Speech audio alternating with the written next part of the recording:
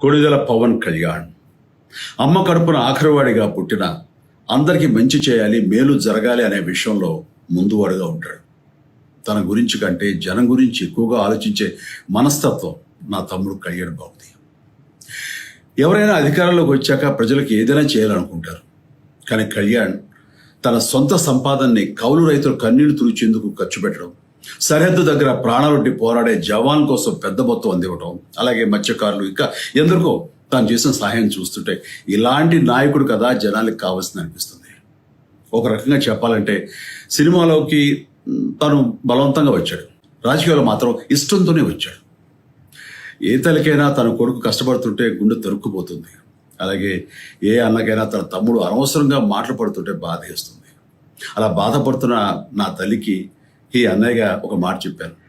నీ కొడుకు ఎంతోమంది తల్లుల కోసం, వాళ్ళ బిడ్డల భవిష్యత్తు కోసం చేసే యుద్ధం అమ్మా ఇది. మన బాధ కంటే అది ఎంతో గొప్పది అన్నాను.